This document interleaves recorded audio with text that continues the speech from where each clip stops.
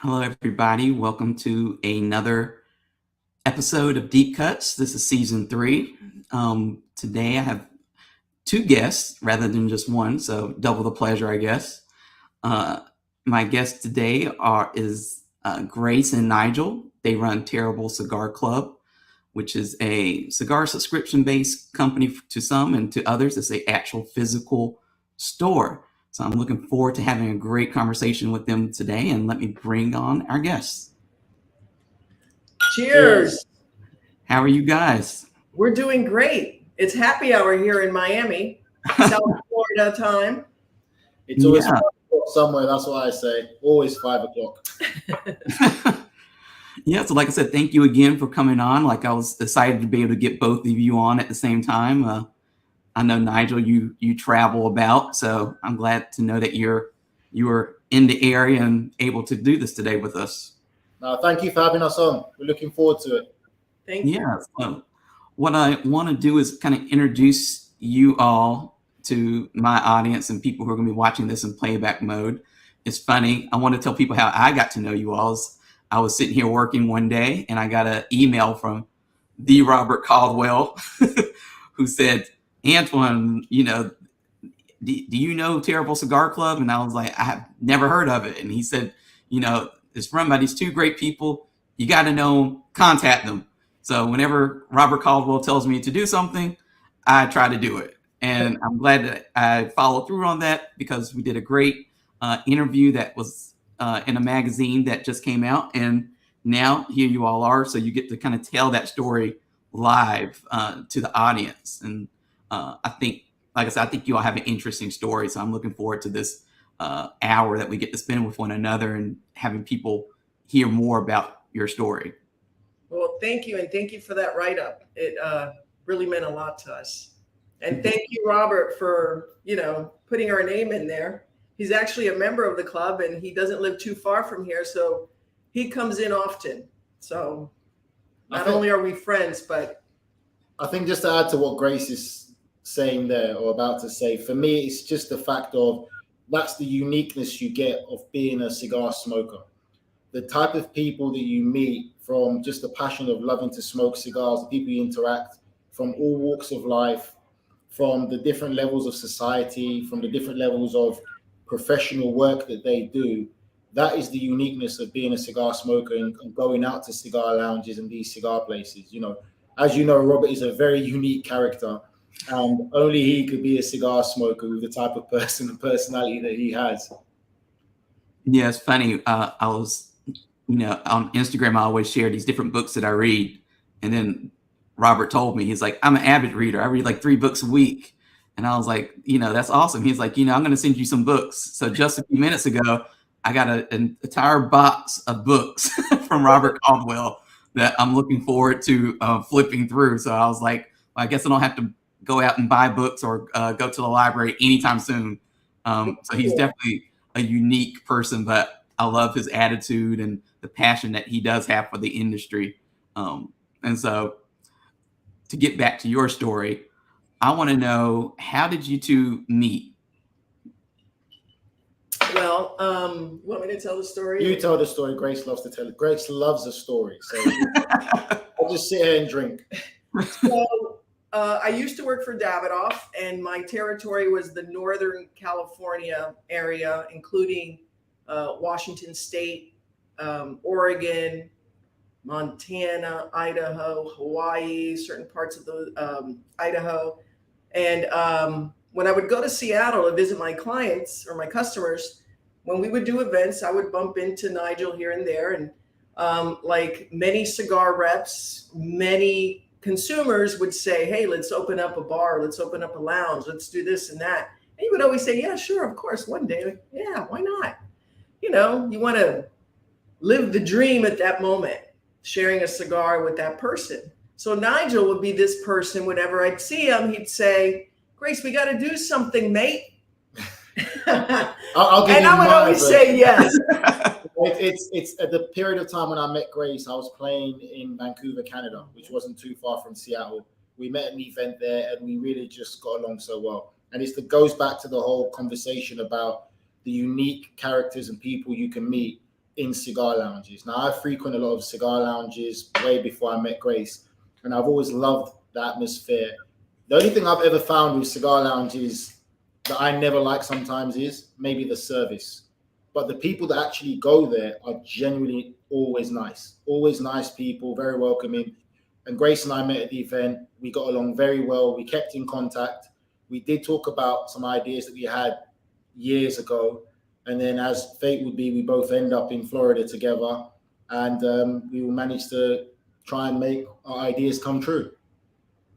Now, Nigel, tell us about your background, because you know, we were talking before we went live about your weekend plans. It's not the normal weekend plans for most people. So tell people a little bit about what you do outside of cigars. Well, no, at the moment, my background basically is I'm British born. I'm of West African heritage from Sierra Leone, born and raised in England, grew up there my entire life.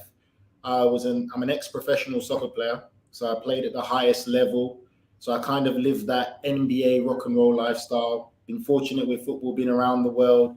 Still got some good friends. And while doing this, I still do a bit of media for football, or as Americans would say, soccer. So I cover a lot of different things. And currently I'm working, doing a tournament that's heavily played in Latin America, which is called the Copa Libertadores. While at the same time, I still do some podcasts for England, for the BBC and Sky. But my main professional background is professional football. And that's opened a lot of doors and opportunities for me.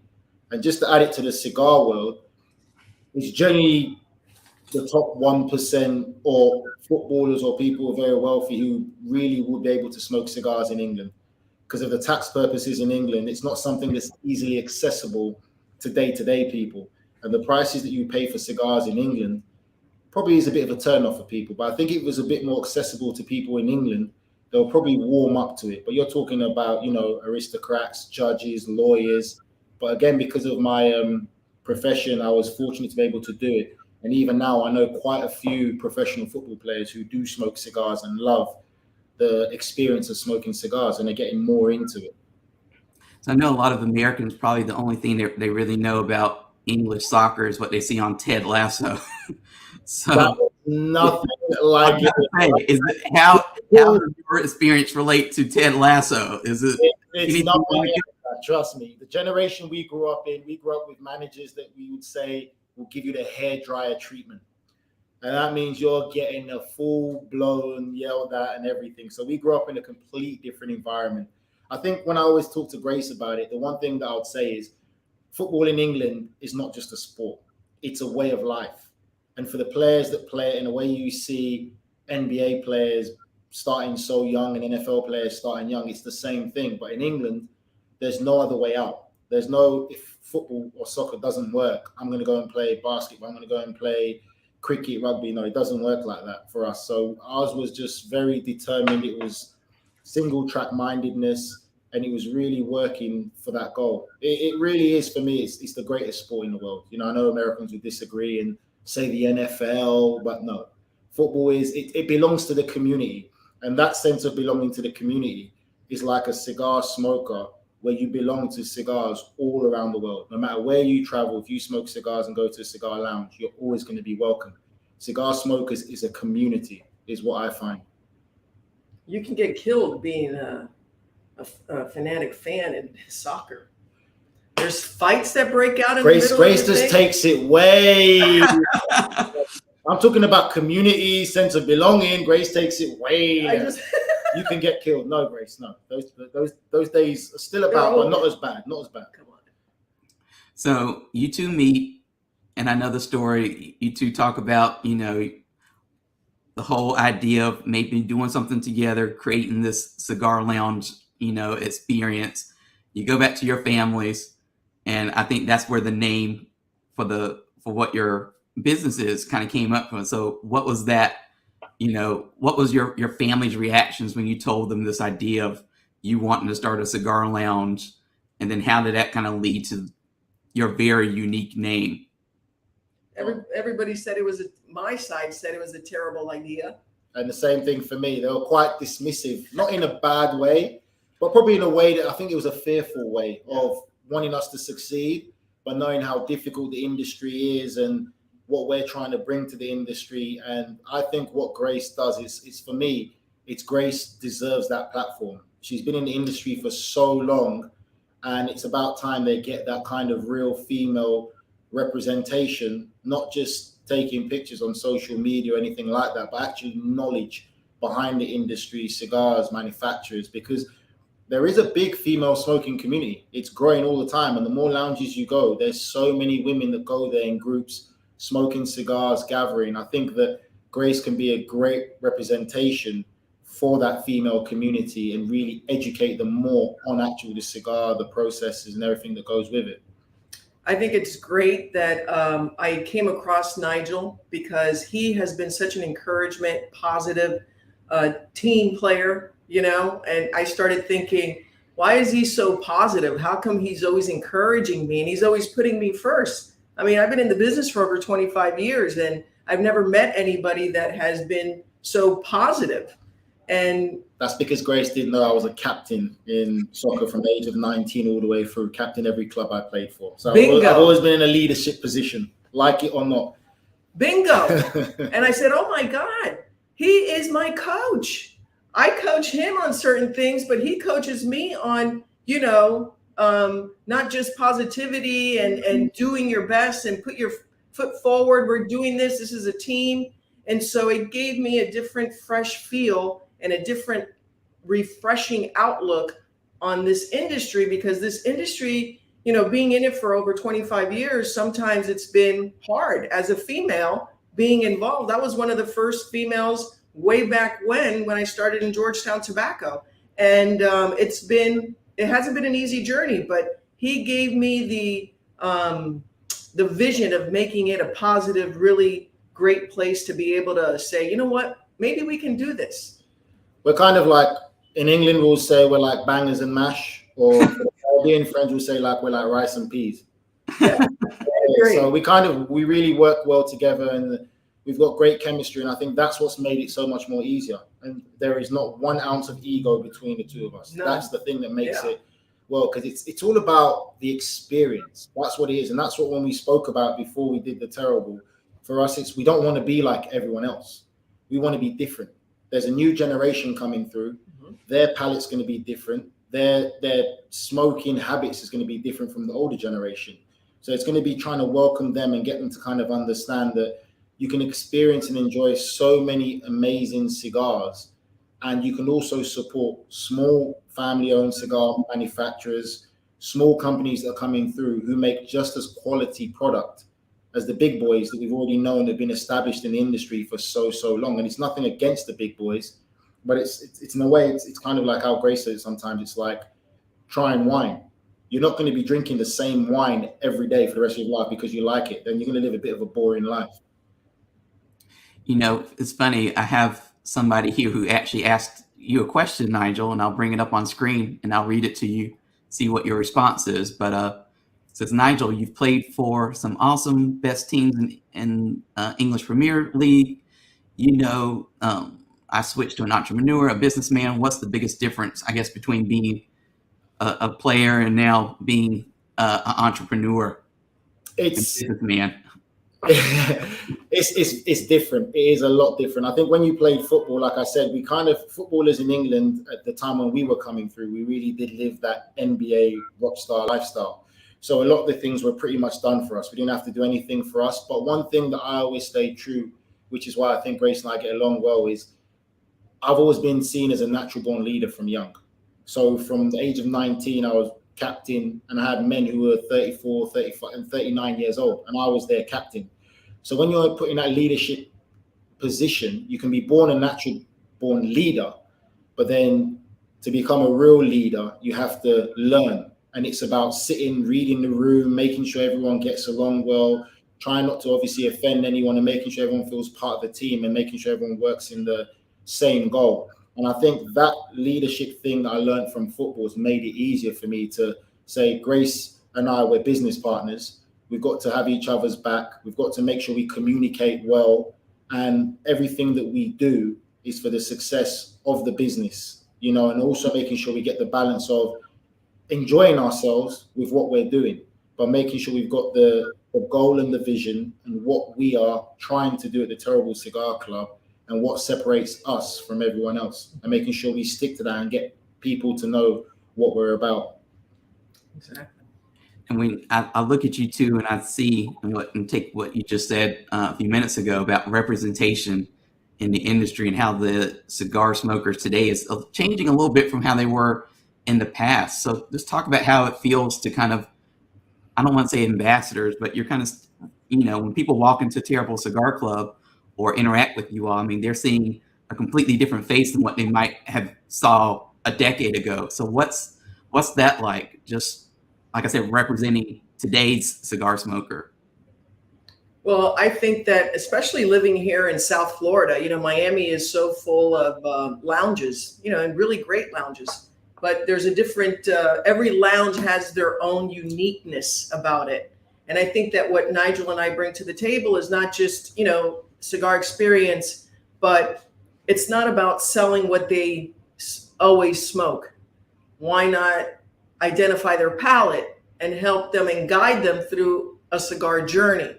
It's not just coming in and just grabbing a stick and sitting down. What I've noticed, and I've been in it for a long time, is that when people come in here, they want to know what we want to guide them to. What journey are they going to come in and smoke and sit out on the terrace and really spend time with us? And it's a different kind of sale.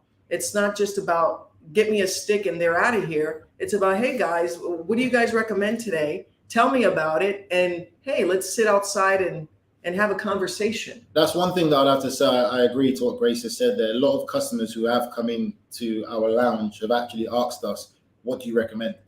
And if you think about years ago, most of the time you go to a lounge, you know what you're going to grab, what you're going to smoke, and that's it. Like the sales associate would never recommend anything for you because they just think that their palate is different. So for us, it's more of that real personal collection of what do you like? What do you like to drink? What kind of drinker are you? What kind of taste do you have or like? That we can identify what we feel works best. But I think that's a big change now in the younger generation, because I think the younger generation of smokers are coming through are a lot more experimental. Take that with what you like, but they are very experimental when it comes to cigars, and they're more willing to get out of their comfort zone to try something new. And most of the cigars that I recommend for anyone who's local comes down, I always recommend good cigars. And I say, if you don't like it, come back and I'll buy you a cigar that you want, any cigar in there that you want. No one's ever returned. It doesn't mean anyone listening can come and pull a fast one. Yeah, and I think that was a comment that Grace had made when we were doing the interview at one point for the magazine, was that cigar smokers of the past would have a brand that they just gravitated towards, and they would stick with that brand. And it's usually like a well-known brand. And then, something that didn't have as big of a following, maybe they were hesitant to try. And now it seems like, and maybe Grace, you could speak on this, that's changed a bit. And people are more willing to, if they see, a cool Instagram post about a brand, they maybe are willing to give it a try. They're not brand loyal like they used to be. Absolutely. I mean, we live in the best state or in the best city in the whole country with regards to cigar manufacturers and factories and offices. They're all located here in South Florida. So having that opportunity where everybody knows everybody here in Miami with regards to cigar makers and manufacturers, yet they come in here and they're willing to have Nigel and I give them an introduction to something they've never smoked. So that's what I want to do. You can go and find the top 5 cigars anywhere, but we want to introduce them to something that they can't. And not only introduce them to that, but also the actual manufacturer that we've taken our time to study, to learn, to talk to them, to see their process, to bring in their cigar into our shop so that other people can explore, some other great smokes, because there's a lot of great smokes out there.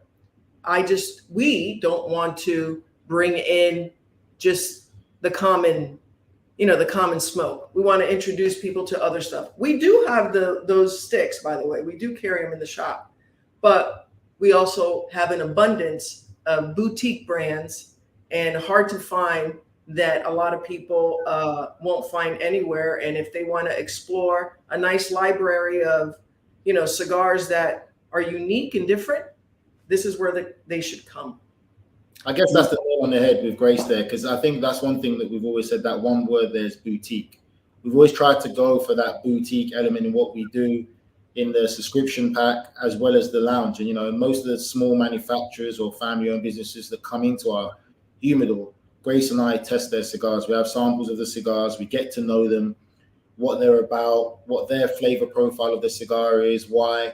And then instantly from Grace and I Smoking, we bounce heads and stuff to say, right, if someone comes in, if, say, instance, a group of women come in and they're new smokers and they want something light, that's a perfect cigar to recommend.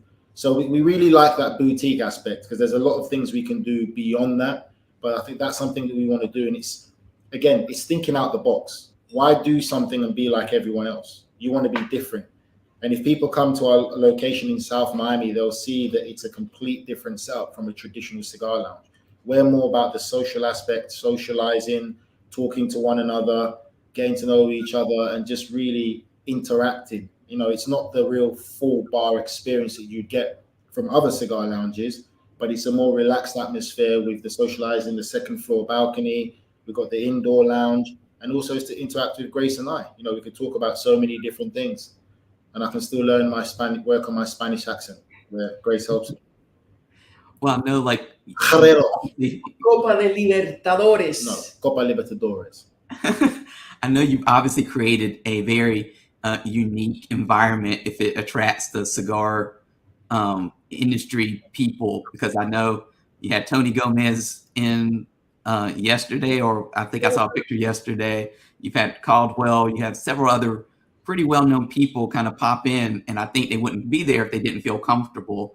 So obviously you all are doing something right to attract, not only the cigar smokers, but, the cigar industry people as well. But also when you say that, it's the right people. Mm-hmm. Like, in every industry, you're going to meet people with these big personalities and big reputations. But then when you get to, and this is just my experience, when I played football young, I remember I used to admire so many of these players, and I got to play with them at certain teams. I'm not going to name names. But when I got to know them, I'm like, this guy is an absolute a-hole. Like, I'm like, this guy's an a-hole. And then it's kind of the same thing I feel now. If you look at the cigar industry as well, a lot more manufacturers now are wanting that platform. They want to be famous. They want to be the face behind the brand. I have no problem with that. But if you want to be the face, I always say this to my daughter, if you caught the stage, when you do get the stage and it's lights, camera, action, you better perform and you better own that stage. And I think now a lot of these manufacturers are wanting the fame without really having anything else behind them than just the fame. You make great cigars, but give us more, or let your fans know more about you as an individual, as a person. Don't just want the fame for the sake of, I make cigars. You go in there and you have a bit of an a-hole attitude. So I think with Grace, it's us getting the right manufacturers in here with the right characteristics who agree to what we're trying to do in the principle of encouraging a new generation and different people to try different cigars. I don't know what Grace thinks about that. No, I agree. I mean, we're very lucky that we have a lot of manufacturers that come and visit, and we don't always post everything, but we should, but we don't. Yeah. Because it's, sometimes it's not about the picture on Instagram. It's about the moment that you're sharing with that individual. Yes. And that's it. It's being in the moment. Right. That's a big thing. You want to, make sure that they feel that you're honoring that, and not that you're trying to use them to promote your business. And it's funny though, because even Grace has said that. I will let you guys know about our Instagram. We are not professional, as you can tell. We don't do what you get from us is a true reflection of Grace and I's personality. Our pictures are not photoshopped or done super great and this and that. No, because we're giving you the real us. And that's the thing. And I tell you what, you need to come to the lounge and see Grace after she's had a few scotch. Oh, God. She's alive. When Grace is nice, it's funny. That's not true. Well, I think that's awesome. And like somebody had made a comment that, there's a ton of amazing boutique cigars out there. And I think that's another change that in Grace, I know you've been in the industry far longer than I have, but in the last 10 years that I've been involved in the industry, when I first got involved, boutique was kind of a bad word. I mean, it meant you were small, you couldn't handle big production, you couldn't get a big following. And now it's a completely different, to me, it's a different game, because I know more retailers now that, they kind of flip that old 80-20 formula, and they're looking at more boutique kind of companies to kind of fill out their humidor rather than just, those big names. I agree. Sometimes those big names come with a big price tag. And sometimes these little cigar shops, or, even medium-sized cigar shops, they get frustrated when you have to buy X amount of product in order for X person to show up to sell, not even sell through the product, just to show up and say, hey, I had this person here in my shop. That worked for a while. But I think that now consumers are very savvy. Consumers travel all over the country just to go meet these guys at Big Smoke and other big events around the country. So sometimes, it doesn't work. That formula doesn't work anymore in these cigar shops. So to what Nigel was saying, a lot of these manufacturers have to create or, try to find a way where they are direct to consumer in the way that they approach them, maybe through social media, contacting or replying to them, being able to connect with them through social media. So there's more of a personal connection. I think that the personal part, with a picture and a big smile, sells a few cigars, and they've gotten away with it for a long time. But I think that these younger smokers are changing. And I think that, that's something that we have that other people might not have yet, is that we're able to connect with the consumer at a different level. And I think that's what makes us interesting, and people wanting to come back and spend more time with us and, buy a few cigars.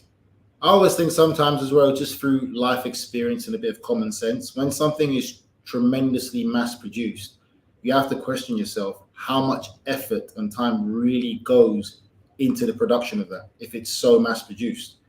Something that's more small, on a smaller scale, there's going to be a lot more time and effort. And I'm not trying to dig out any manufacturer. I know some of the big boy manufacturers have very high standards and yes, very rigid with, their protocol of what's a good cigar, what's not.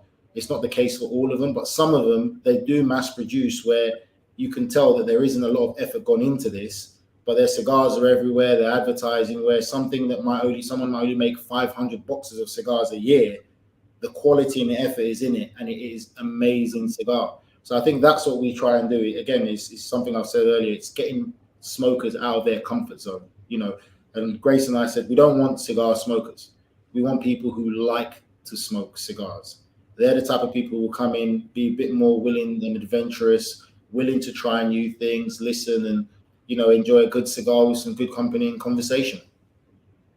One of the viewers asked a question: are the boutique brand owners that you all deal with, are they more accessible to you than some of the larger manufacturers? Not really. Both are accessible to us. We kind of probably, I'd say we probably source more the boutique brands. We look to see how big they are, how many cigars they manufacture, the person behind the cigar, where the cigar is made, and get a lot more information. But there are a lot out there that make some unique cigars. And again, I'll go to our very strange friend, Robert Caldwell. He obviously has Lost and Found. I'm a big fan and advocate for Lost and Found because I think they make some absolutely amazing cigars. And if people actually did a bit more time and effort, they would love some of the Lost and Found cigars. I'd say they're a boutique brand who make some magnificent cigars, different packaging, but the quality is truly in those cigars. And it's just getting people to be a bit more aware of it. That's something that we carry here a lot. And again, there's other brands that we could go through, but it's that kind of aspect. What's one thing that's surprised both of you since you've kind of gone from being consumers and just cigar smokers to now retailers and tobacconists? What has surprised us? What about the business, or? Yeah, like what's taking you a little bit by surprise that maybe you thought now that you're on a retail, more so on the retail side than before. You're like, oh wow, I'll tell you something that surprised me is the fact that a lot of women that are smoking cigars know a lot about cigar smoking, the experience, what they want, what they don't want. They actually are more informed than men. When women come in here and smoke a cigar, I don't need to actually direct them to anything because they know a lot about what they like, what they want to try. They're talking about wrappers and fillers and binders, not, just give me a recommendation. No, they're giving me information that I know, and I understanding the palate by what they like to smoke within the tobacco elements, or the cigar elements. So that's kind of cool to see that. Back, 15 years ago, it wasn't like that. How would I? And I also think that cigar smoking is the new golf. Like, people don't really go out to the golf course as much anymore to make business. After the golf game, they go to a cigar lounge or cigar shop or, at the golf course smoking cigars. And that's when they conduct business. So cigar smoking is the new golf. Save yourself some money and buy a few cigars at a local cigar shop or lounge, sit down and conduct business. I think for me, that's my take on that. I've enjoyed it. I think it's kind of what I wanted anyway. I've seen so many different people walk through that door, from husband and wives, boyfriend and girlfriends who are about to be married, come in with their in-laws, smoke cigars and enjoy it. So it's kind of what I expected and what I wanted. And I think that for me, I feel like we're heading in the right direction. And obviously for me, I've always known that cigar smoking has always been very accessible in America. And it's just getting, for me, I would say it's getting more on the international kind of stage for people to really be accessible and understand it, because different countries have different laws. For a period of time, I lived in Norway, and cigars in Norway are very expensive, and there's a lot of laws that's against smoking and stuff like that. But some of the young boys who smoke cigars there, we've got a few members from Norway who are part of our subscription pack, so they're getting into it. And again, for me, it's more so England that I look at, that it's very enjoyable. And I think if people see you in England smoking a cigar outside a cafe in London, they're going to think that we say the word big time, which over in America means you're up your own ass. That's what it means in England. So they'll look at you and be like, look at that big time prick sitting there smoking a cigar. It's not that accessible to people, so they think that you're an arrogant, pompous fool. The one thing that's been interesting for me being in South Miami is, remember, I'm from London. I never knew Cubans came in so many different shades. That's all I know. Everyone down there is Cuban. Yeah, there's actually a viewer who is from Peterborough. Peterborough. The posh. The football team, the posh. So they wanted to know from you, do you have a favorite cigar? And also, what do you, is the palate different between the UK and the USA in terms of cigar, in your opinion? I wouldn't say the palate's different. I just think that in America, there's a huge variety of cigar manufacturers that you can get that you can't get in England. So him being from Peterborough, he knows that in England, most of the cigar stores carry pretty much 98% Cubans. So that's what I grew up smoking when I started smoking cigars. So I smoked a lot of Cohiba Bejiques, just the usual Cuban brands. I'll say one of my favorite brand now is Diplomáticos from Cuba, number 2. Very hard to get hold of now. It's not as a well-known brand as the standard flag bearers of Cuban cigars, but Diplomático number 2 for me is my favorite cigar. That cigar is amazing. And I just think that, again, when English people come to the USA, especially cigar smokers, they go nuts because they see so many different brands and different cigars that you just can't get in England. And again, the tax plays a big part. But again, it's the fact of they carry 98% Cuban cigars. Well, I don't purchase Cuban cigars. First, we have an embargo against Cuba. Secondly, I'm Cuban, and You're Cuban? I'm Cuban. Are you sure? Unless somebody like Nigel, gifts me a Cuban or something like that, I'll smoke it. But it hurts my soul to smoke a Cuban cigar because of all of the political issues that are going on in Cuba right now, and for the last 60 years. to talk about the experience that you all create. I know when I speak to a lot of retailers right now, the best ones are focusing less. I mean, they're still focused on product, but they're also focusing on the experience that they're creating for their customers. So how are you all like crafting these great experiences for the people who walk into the doors of your store? Well, let me speak on Grace's behalf of this one. If we told you, we'd have to kill you. That's amazing ideas, but we can't share this right now on this platform because we've got some ideas that we're putting together right now, which again, it's thinking out the box. And that's something that Grace and I both encourage each other to do. And it's just, if we say it and people are listening, and you've got many ears listening right now, they could take that idea and run away with it. But I think cheers to that, Nigel. And Grace knows exactly what I'm talking about, because we've got something that we're putting in the works right now that other cigar lounges and even manufacturers don't do. So there's something that we're trying to put together right now, and we're going to announce it through the Terrible. But I think for now, where we're at, it's just encouraging people to come, enjoy the atmosphere, enjoy the company, and trying something new palate-wise. You know, just being very open to understanding that there's some amazing cigars out there where you don't have to pay a super premium for, that you'll thoroughly enjoy. We invite them to come on a journey with us.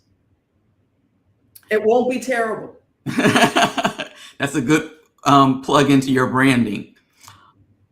Grace, when we were speaking on the phone a couple weeks ago, we were talking about the whole experience of being a woman in this industry.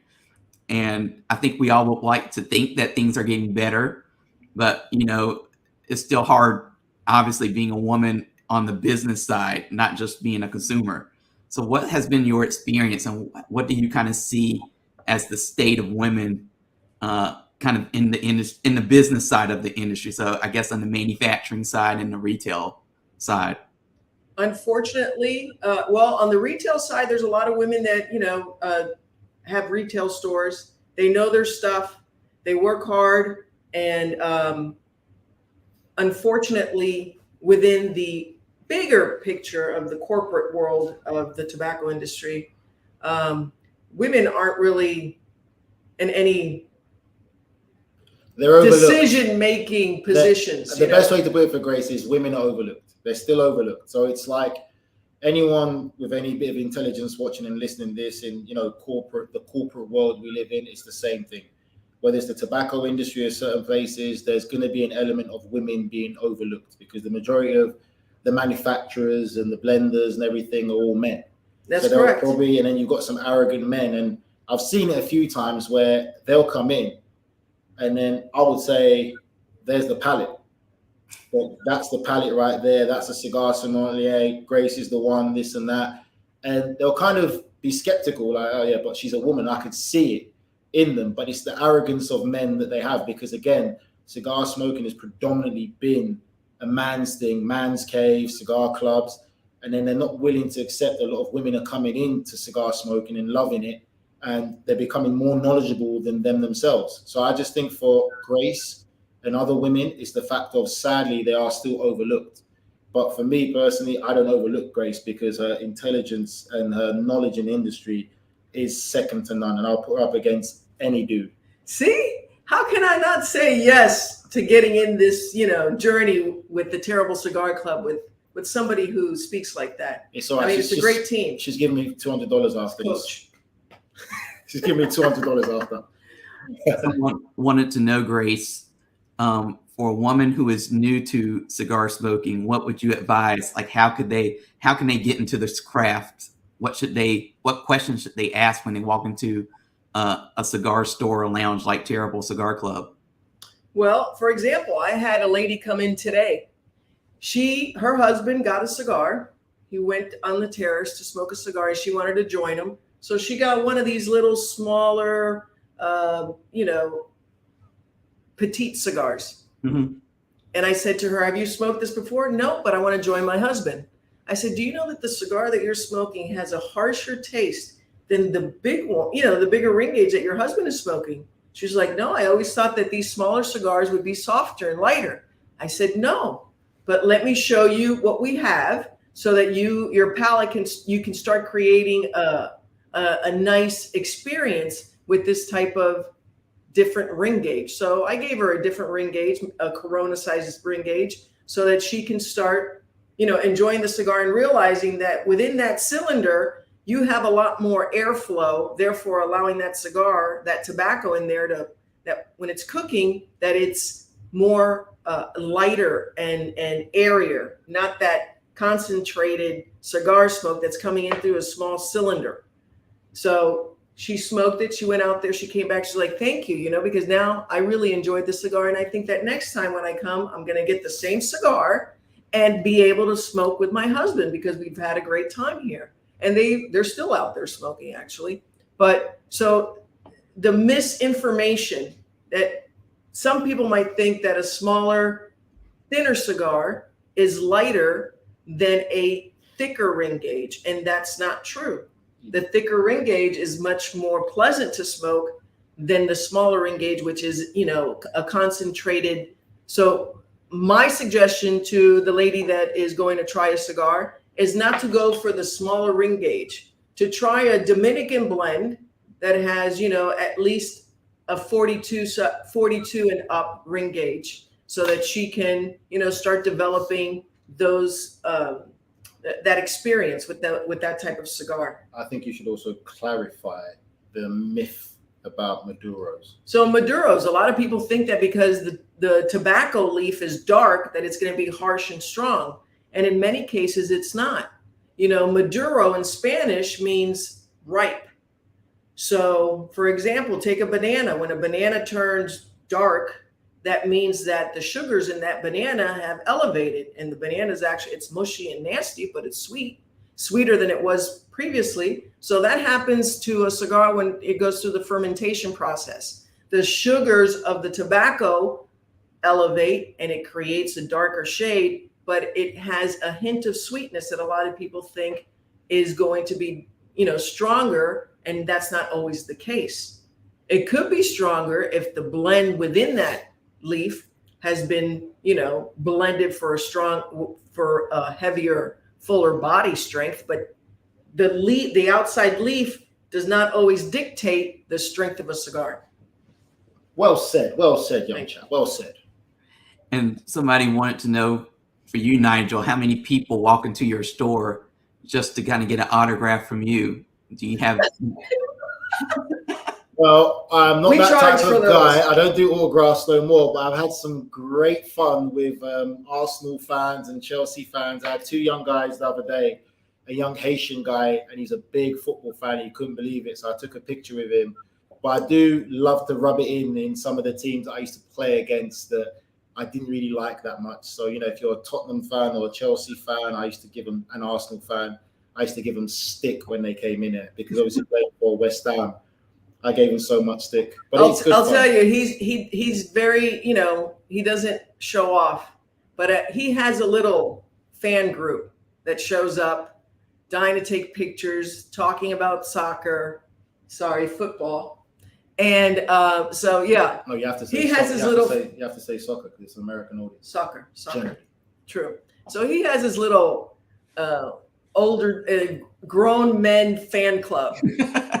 Like teenagers when they see him and take pictures and stuff with him. There's one guy who comes there quite a lot, and he's a Manchester United fan, and he thinks I'm going to be his therapist when his team's doing poor. And I want him to listen to Manchester United fans complain. But he does buy a lot of cigars. He's very knowledgeable, and he's great fun. We have really good times there. So somebody says that they are this might mean something to you, Nigel, a Tottenham fan? Yeah, Spurs. He's a Spurs fan. Ask him how much of a fan he is now after they lost to Southampton. So they wanted to know from you both, would you ever consider doing a private label cigar for Terrible Cigar Club? Like, is something like that in the works, or are you going to stick to just buying products from other people? Well, we actually had our first launch of our private label, and It's sold out. We've got the second launch now, and I think the concept from Grace and I would be, we will do something private, and our thing is this: we're going to make it in very limited quantities, and every year the flavor profile is going to change, because that's one thing that's guaranteed in life: change. So that's something we want to be part of being real human beings and real people. As you see, what you see is what you get. We're not going to keep bringing out the same flavor every year. No, life changes, things change. So for us, I think for every year we do, we're going to bring a limited quantity, our own private blend, and every year the flavor profile is going to change. But there's going to be a lot of work done by Grace and I from the ground all the way up to make sure it's of the highest quality and people will be more than pleased with it. And Grace, I know that you recently were at a trade show that I was at as well. Did you find a lot of new cigars that people will probably find within Terrible Cigar Club? I didn't find a lot, but I did find what we needed to find. I'll leave it at that. We're bringing in, I think, 4 brands from the trade show that were absolutely fantastic cigars. I think, again, it's cigars that people are going to want to know about and try and make an effort to try and get their hands on. Once we get them in, we're going to be posting them on our Instagram and introducing them to people because, again, they're not big brands, but they're absolutely amazing smokes where people can get their hands on them. And again, even for the people in England who, especially the Tottenham fans, feel free to go on the terrible.com and you can purchase cigars. Sorry, the Terrible Cigar Club. Oh, no, the terrible.com is only for Tottenham. But anyway, we are the Terrible. And you can get your cigars there and send to England where you can have some absolute unique smokes. And I'll just say that at that show, it was like finding a needle in a haystack. There was so much going on, as you know. Yeah. I wanted to show people what we're talking about because you do this nice little subscription.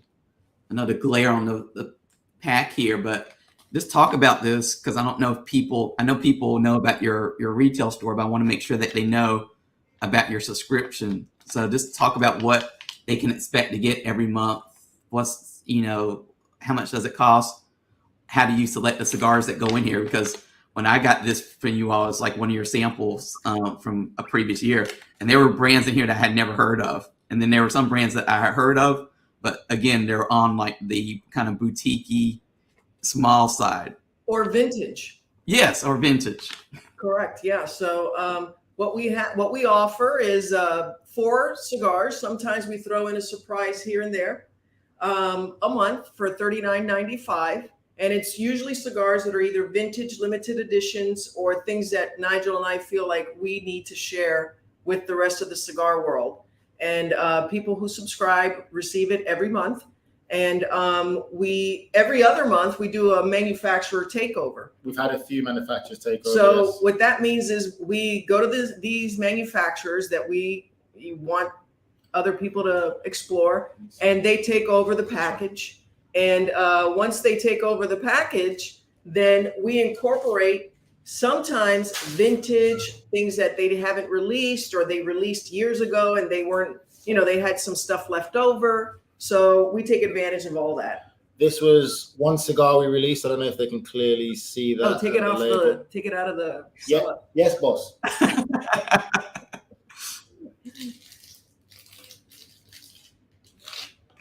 Anything else, boss? No. Okay, just checking, boss. Just checking. So as people can see. Oh, maybe it's backwards. No, they can see it, yeah. So this is a cigar that we had from a manufacturer takeover by Matt Booth. Okay. We did 4 cigars, which with all that label, which you can only get through our club, which I think is a fantastic. It was a fantastic smoke, but also just something unique, something fun. And what we like to do as well is with our club, which will be starting very soon. Even though I was a tough, no-nonsense general football player, I do have a thing for musicals and great films. And one of my favorite films was Charlie and the Chocolate Factory. So what we're going to start doing for our smoking, our fans, is we're going to start doing golden tickets, where we're going to put random extra cigars in some of our subscribers and the ones who are very interactive with us on our social media, and they're going to get bonus cigars, hats, merchandise, and different things. The golden ticket. Yeah, they're going to get a golden ticket with the gift, and then they can post the golden ticket and extra gift they got because of Charlie and the Chocolate Factory. I like Oliver too. Oliver Twist is a great musical. Have some more. So One of your groupies, Nigel, wants to know. He said one last football question. He says Tottenham wins the FA Cup. You walk into the changing room. What cigar do you offer them? Ooh, that's a good question. I'll offer them a terrible cigar. Because it's Tottenham, I know they would have had a terrible performance, but they still got the job done. That's what I'll give them. A terrible cigar, our second blend, because it would have been a terrible performance by Tottenham, but they got the job done. But terrible could be good. It could be. It was a terribly good performance. Excellent. Yes. See? But they were just terrible the last game. They were just terrible. So when you look at your business, obviously, I would think that you will have ambitions and dreams to kind of scale it at some point. What does that look like for you all? Like, what's the long-term plan, without giving away all the big secrets, of course? What's the long-term plan for Terrible Cigar Club? I mean, I'm going to speak for myself, and obviously Grace can go. I think for us right now, we're very happy with where we're at and how we're trying to grow it. Because I think for us, it's more so also a brand. That's the thing. You think about other cigar clubs, manufacturers, there's nothing like Grace and I. There is no representation. So we represent a lot of people who are cigar smokers, and there is a big black community of cigar smokers, but there's no representation. And these brands, generally, I feel a lot of the brands, not all of them, a lot of them don't really care. So for us, it's giving us a face, and it's also giving us an opportunity to really put the manufacturers who put the work, the effort in to their cigars to get them a lot more notoriety amongst people who might interact or like Grace and I. And I think for us as well, again, it's the fact of taking it one day at a time.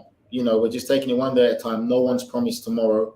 We're enjoying the moment. And one thing I always say to Grace is live in the moment. Enjoy the moment, because we've seen it with friends, family, and different things that have occurred since we've got to know each other, how no one's promised tomorrow. So we're going to live in the moment, let it take its natural course, and continue to get the right type of people, the right clientele, the right subscribers in our group, and make sure they have a great time. And we're very interactive. So people who message us on Instagram, we respond, we have a laugh and a joke and everything. And, we're very responsive, we're very personable.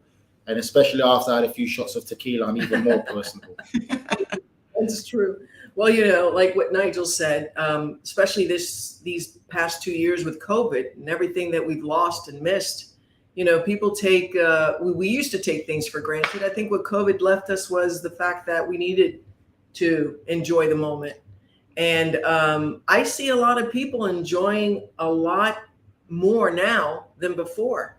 There's a lot of new smokers coming in, people that just come along with the smoker and want to experience that. Smoking a cigar is like not just going to, playing golf, but also is therapy. And if people would see that sort of like going to the spa and treating yourself to just 45 minutes of detaching from stress and all the noise that's around us, people might find it helpful for themselves and not only realize that it's just, a habit. It's not a habit. Well, it's not a habit. I think it's an experience, yes. and it's something, I want to say that it's something healthy. Well, it's what people say. I think for us, it's you smoke cigars because you choose to, not because you have to.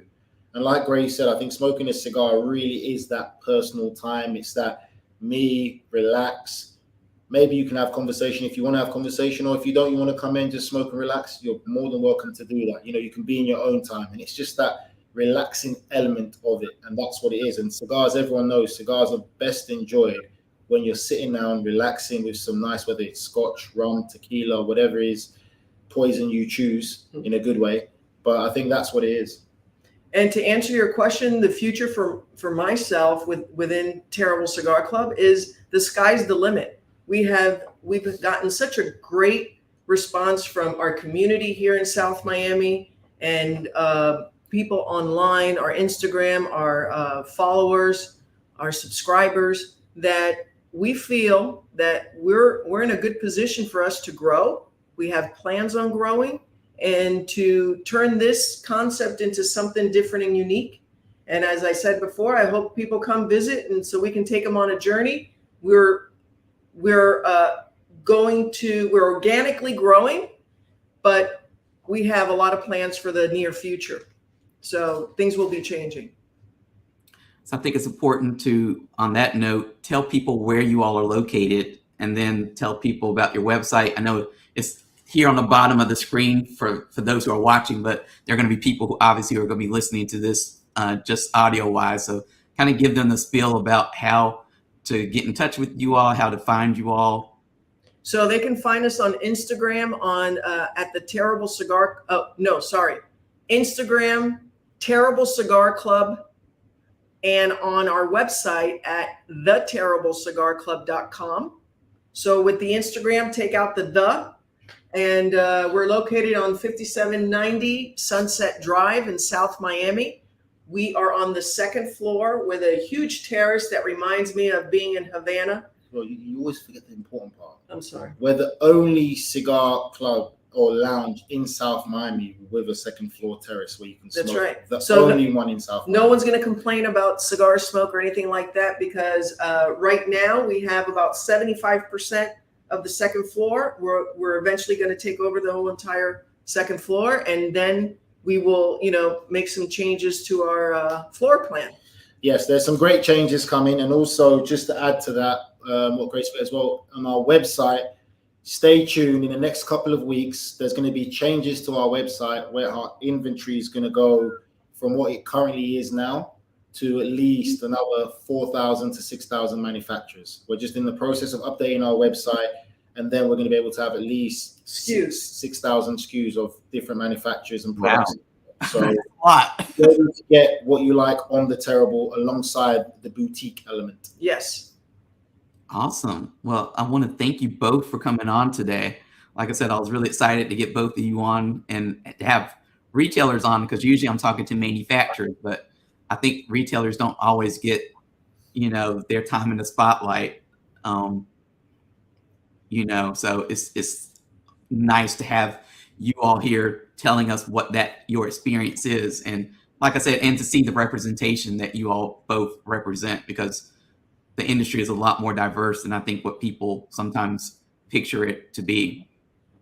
Antoine, thank you for doing this. I know this is a lot of work, but you have a great podcast. You're bringing information to consumers and everyone who loves cigars, and we appreciate that you invited us on. Thank you so much. Thank you so much. And thank you for that article. We had a great no problem. Like I said, and thank you for coming on. And I don't know when I'll be in Miami next, but whenever I'm down there, I'm definitely going to try to carve out some time to come down and actually see the Terrible Cigar Club in person. So I'll have some amazing scotch for you on the side. Not the typical American, I want Macallan. No, we got some great Cuban stuff. Cuban food. I'm ready. I'm totally ready for that whole experience. So a sandwich. I'm just saying, I've got some great scotch. You don't even need a sandwich. I didn't say a sandwich. I said Cuban food. A sandwich. Cuban sandwich. We don't just make sandwiches. All right. Just saying.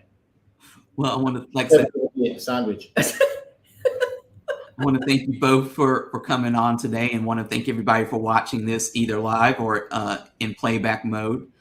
Deep Cuts is, hopefully it will be weekly. We have a very packed February, so we have 2 shows next week, and we have 2 shows the week after that, and we're already starting to book for March with some big cigar personalities. So it's a lot going on. If people want more information about Deep Cuts, you can find that at deepcutslive.com.